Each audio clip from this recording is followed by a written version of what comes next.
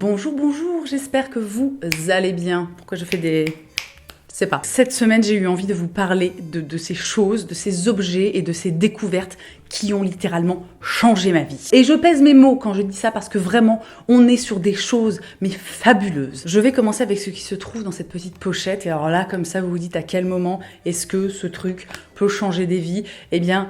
écoutez-moi bien. Je tiens entre mes mains les Acne Pimple Master Patch de chez Cosrx, qui sont des petits, bon je vous ferai des inserts parce que là vous ne voyez rien, mais qui sont en fait des petits patchs transparents prévus pour dézinguer, et vraiment encore une fois je pèse le mot, les boutons. Ces trucs, vraiment, mais arrêtez tout. Si de temps en temps, ou même bon, régulièrement, alors ça devient moins intéressant en fait si t'as vraiment voilà, beaucoup de problèmes de peau, mais moi qui typiquement maintenant ai une peau qui se porte très bien, mais néanmoins j'ai encore de temps en temps, d'ailleurs j'ai eu une petite poussée là il y a quelques jours, donc de temps en temps j'ai encore des boutons, genre des trucs, vraiment ça fonctionne sur les boutons qui vont être un petit peu vénères, inflammés, les trucs comme ça. Le soir, avant d'aller te coucher, tu mets ton petit patch comme ça sur ton bouton, je te jure que le lendemain, le truc a quasiment disparu. S'il est très très vénère, éventuellement tu en remets un le lendemain au soir, tu vois, et vraiment, mais je n'ai jamais rien vu d'aussi efficace que ça. C'est un truc de fou, et pourtant vous savez que j'ai eu beaucoup de problèmes de peau pendant très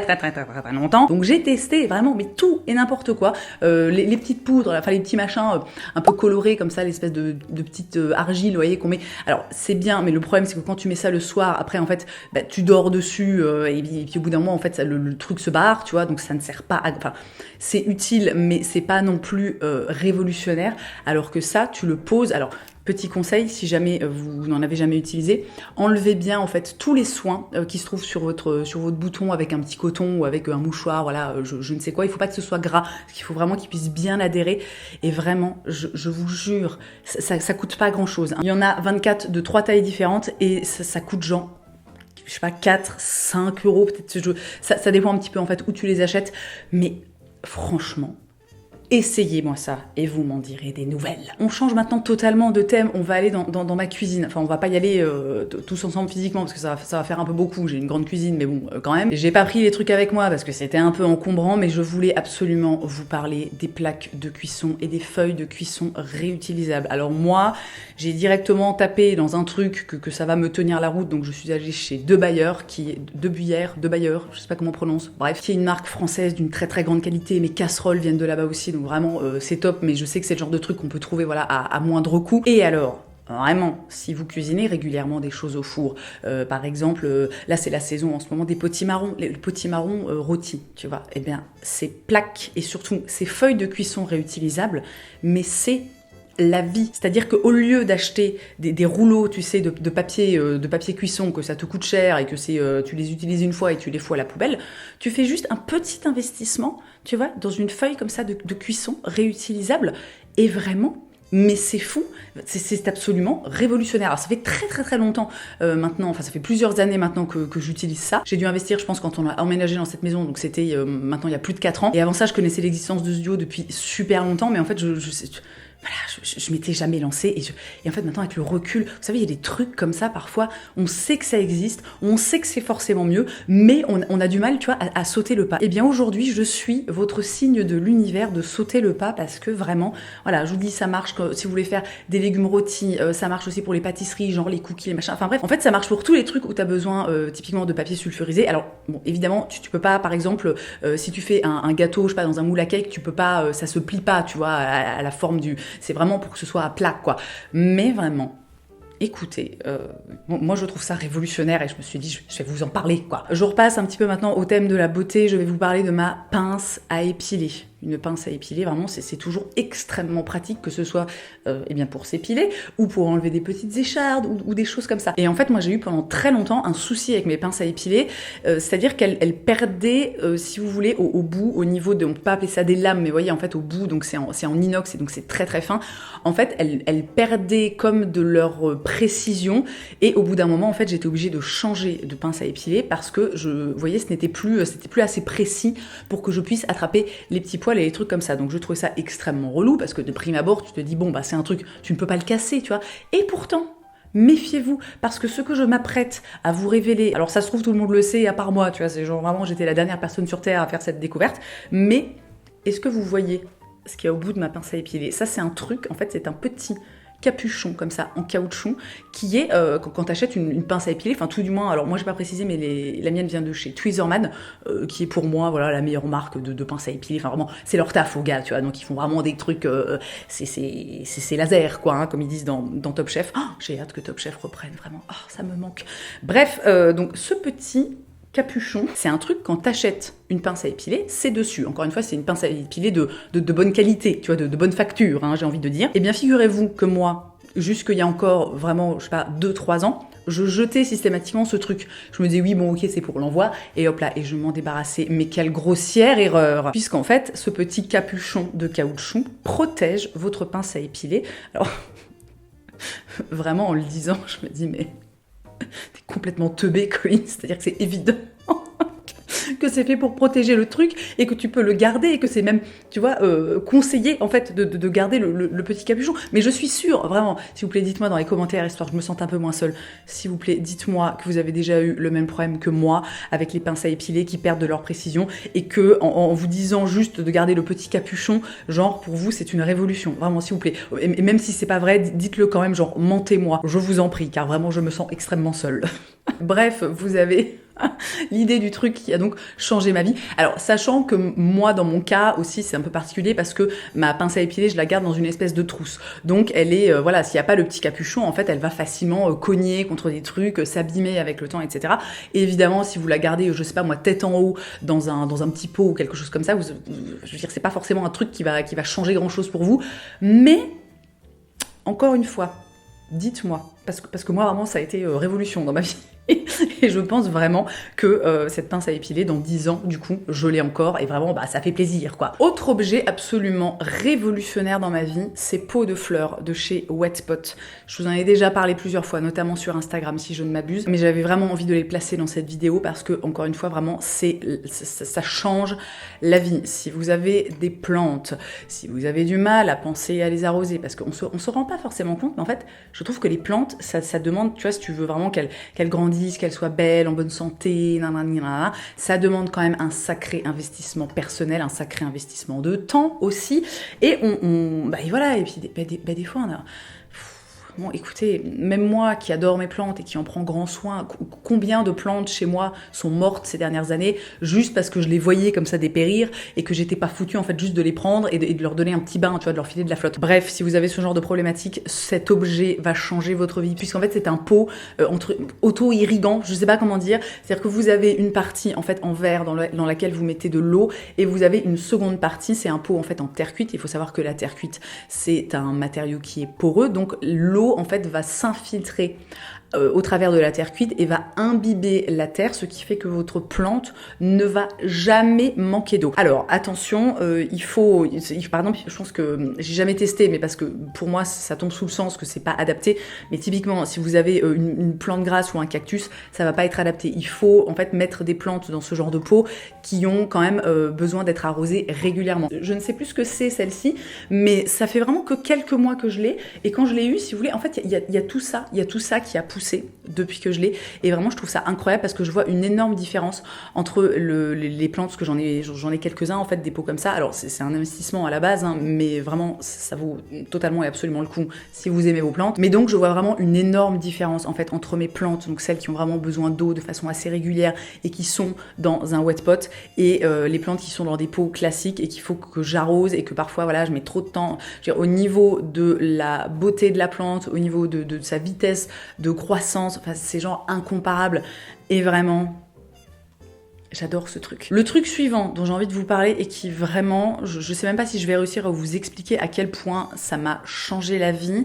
Alors je ne l'ai pas pris avec moi et vous allez comprendre pourquoi. C'est en fait le gros seau à compost que j'ai posé juste à côté de ma salle à manger. Enfin juste à côté de ma cuisine salle à manger, vous voyez. J'en ai déjà parlé quelques fois, moi ça fait vraiment des années que j'ai un compost tout simplement. Enfin alors on s'en sert pas enfin voilà, depuis qu'on a emménagé ici en fait on n'a pas de potager, donc il n'a pas du tout un but de compost dans le sens tu récupères en fait après la terre, le humus, je sais plus comment ça s'appelle.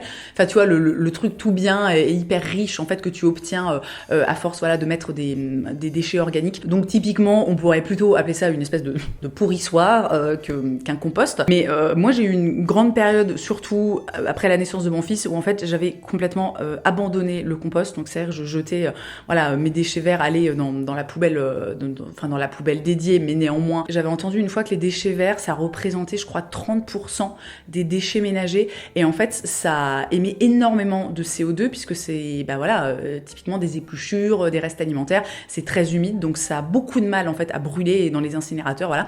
Donc alors bon, l'idée là c'est pas de faire la morale de l'écologie, de machin, de je sais pas quoi, je vous dis juste qu'en fait moi ça m'avait marqué parce que je me disais putain, quand t'as comme nous en fait un jardin, juste un endroit genre où tu peux mettre parce qu'un bac à compost c'est très simple, hein. Alors tu peux en acheter un tout fait, après tu peux le fabriquer toi-même, mais vraiment c'est un truc, tu le poses sur la terre, tu jettes tous tes déchets dedans, sauf la viande et les trucs, les trucs, enfin pas animaux, mais vraiment la viande, le poisson, ça faut éviter parce que je crois qu'après ça attire des animaux, je sais pas, des renards, des belettes, des trucs dans le genre, donc c'est pas ouf. Mais vraiment pour moi ça me semble tellement simple en fait d'avoir un compost quand t'as un petit lopin de terre comme ça que quand j'ai arrêté en fait de me servir de mon compost, c'est un truc que j'ai très mal vécu parce que je trouvais ça vraiment stupide. Et en fait une des problématiques principales qu'on avait avec ce compost, c'est que nous notre compost est un petit peu loin, c'est-à-dire qu'on doit traverser notre jardin. Alors en été c'est sympa, il fait beau, nanana. Je te laisse imaginer que quand il pleut des cordes, enfin tu vois, en fait t'as pas envie. À un moment, je suis désolée, hein, mais juste tu n'as pas envie de t'habiller, de mettre une doudoune, de mettre des bottes en caoutchouc juste pour aller vider ton putain de compost, quoi. Sachant que j'ai pas précisé, mais pendant longtemps, on avait donc, je vous en avais parlé d'ailleurs, je crois, on avait une espèce de compost de cuisine, donc un petit truc, une espèce de petit seau comme ça en métal, donc un truc qui se remplissait quand même assez rapidement, donc il fallait toutes les semaines, voire même plusieurs fois par semaine, faire ce petit trajet jusqu'au compost principal qui est donc au fond de notre jardin. Et il y a quelques mois, j'ai dit à mon mec, est-ce que tu n'aurais pas, par exemple, un gros seau de peinture, vraiment les trucs, tu sais, de 5, 10 litres, enfin, je sais pas exactement combien ça fait. Je vous insérerai pas forcément des images, parce qu'encore une fois, c'est mon seau à compost, donc c'est très peu ragoûtant, hein, puis c'est très, enfin, voilà. Bon, voilà, mais vous avez l'idée. Vous savez, vraiment, c'est très gros seau, avec des couvercles, en fait, qui se referment de façon très hermétique. Et là, je lui dis, tu me trouves un gros seau comme ça, et en fait, depuis, on vide. Alors, attendez, je vais essayer de vous expliquer de façon claire. On a, en fait, sur le plan de travail de notre cuisine, un tupperware. Ça aussi, je conseille le tupperware, un truc assez grand et vraiment avec un couvercle qui se ferme très bien parce que du coup, ça évite que tu aies des petites mouches comme ça qui viennent, tu vois, d'être envahies par les moucherons. Vraiment, je trouve que ça aussi, ça change la vie. Et donc, on a ça et voilà, quand on épluche des tomates, des carottes, on épluche des tomates, non, je voulais dire des pommes, mais j'ai pensé à des tomates, bon voilà. Bref, on met nos déchets organiques dans ce tupperware et en fait, quand il est plein, vraiment, je me rends compte que c'est très long là. Je suis quand même en train de parler d'un seau à compost. Et donc, quand le tupperware est plein, parce qu'il n'est pas très grand, eh bien en fait, au lieu de devoir à chaque fois aller le vider au fond du jardin, ce qui est, on l'a compris, extrêmement relou, on le vide dans ce grand seau. Et le truc trop bien, c'est que comme le couvercle est super hermétique, on n'a aucun souci de mouches qui viennent pondre des trucs. Enfin, vous savez, des fois, les composts comme ça donne des trucs vraiment dégueulasses, quoi. Tu vois, quand c'est dans un truc fermé, mais je veux dire, en fait, même cet été, on n'a eu aucun souci de... Voilà, je rentre pas dans les détails, mais encore une fois, si vous avez déjà eu un compost, si vous avez déjà oublié un petit peu un compost dans un coin, des déchets verts dans un coin, vous savez ce que ça peut donner, c'est horrible. Et tout ça pour dire que, voilà, hein, vous avez compris l'idée. Et ça semblait, vraiment pour moi c'est révolutionnaire, mais là d'en avoir parlé pendant à peu près 45 minutes, je me dis bon, peut-être un peu too much quoi. Je passe à l'objet suivant, un pilulier. Alors vous allez me dire, dis donc quand même, c'est pas des trucs incroyables que tu nous présentes. Eh bien excusez-moi, mais moi je trouve que si, parce que moi qui ai énormément de mal à être régulière quand je prends des compléments alimentaires, là typiquement à l'intérieur j'ai en fait des compléments entre guillemets énergie, mais il y a notamment en fait du fer à l'intérieur, parce que moi voilà, je découvert il y a quelques mois que j'étais en fait un peu au bord de la mort, quoi. Au niveau de l'anémie, c'était très compliqué. Et j'ai des trucs en fait pour les cheveux, les ongles, machin, tout ça, et c'est des trucs que je dois prendre tous les jours. Et vraiment, ça me demande un effort, mais tellement incommensurable, de penser tous les jours à aller prendre mes petites gélules dans les boîtes ou dans les paquets ou dans je sais pas quoi. Et un jour, je me suis dit, mais achète-toi un fucking pilulier, ok. Et vraiment, en fait, ça peut sembler complètement stupide, mais ça change la vie. Parce que déjà, moi, il est constamment dehors, donc je le vois tous les matins. Et en fait, enfin voilà, tu vois, et puis en plus, t'as plus ce truc de...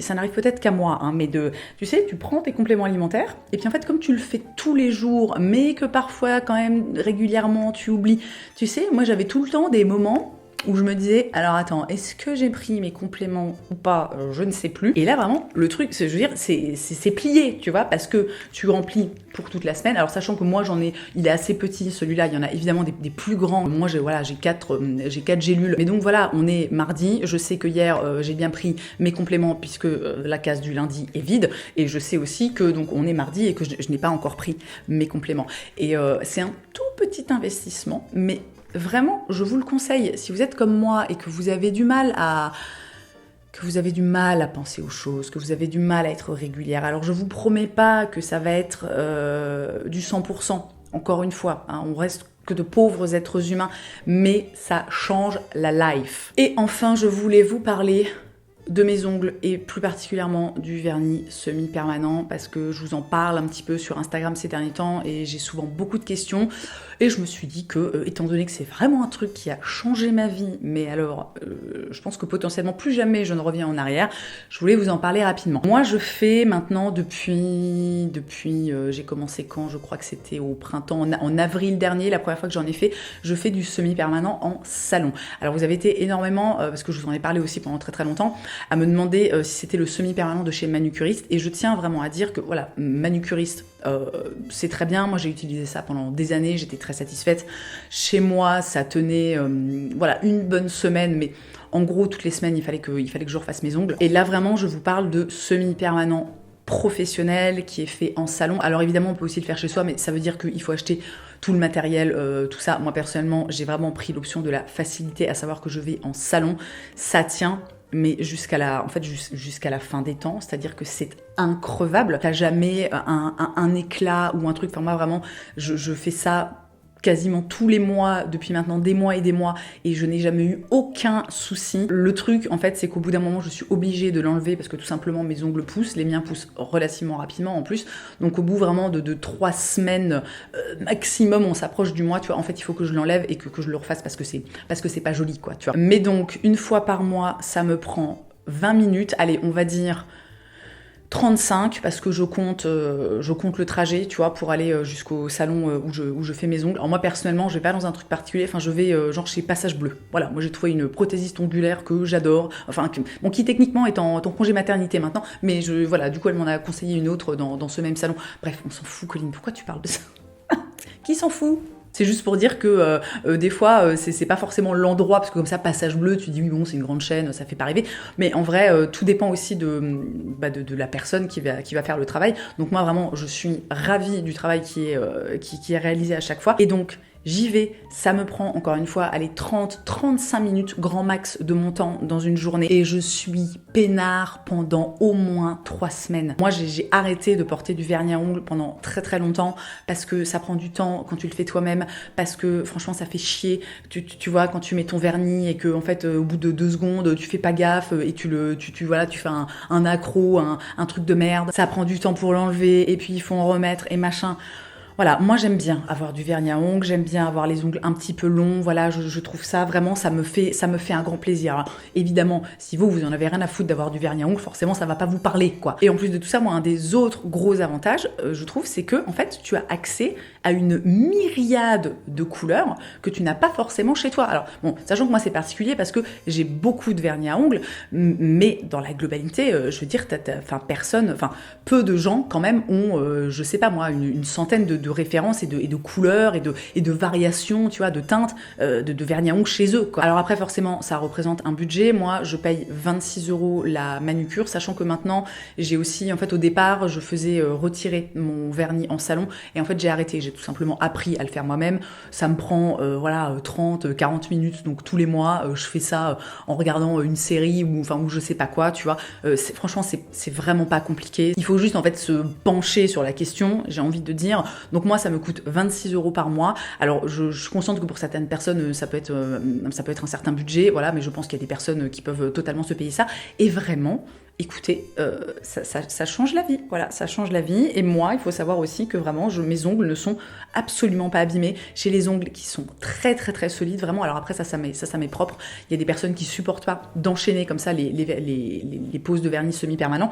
Mais il faut savoir aussi qu'en fait, c'est comme une couche. Enfin, vraiment, ça te solidifie l'ongle. Donc, au bout d'un moment, en fait, si tu as constamment du vernis semi-permanent, bah, tu vois, ça se passe très bien et vraiment, ça change la vie. Moi, je n'arrête pas avec mes mains, là, c'est extrêmement bizarre, mais c'est un bonheur. Et j'ai fait le tour de toutes ces choses incroyables qui ont changé ma vie pour la rendre plus belle, plus simple, meilleure, formidable. Comme d'hab, j'espère que vous aurez appris des choses, que vous aurez fait des jolies découvertes. Si c'est le cas, n'oubliez pas les petits pouces en l'air, n'est-ce pas? N'hésitez pas aussi à vous abonner. Vous pouvez, comme d'habitude, si vous avez envie de me voir de façon quasi quotidienne, me retrouver sur Instagram et sur TikTok. Je suis très active sur TikTok. Alors vraiment, non mais TikTok, c'est ma vie, hein, sachez-le. Dans tous les cas, merci d'avoir passé ce petit moment avec moi. Je vous souhaite une très belle journée. Je vous embrasse et je vous dis à la prochaine.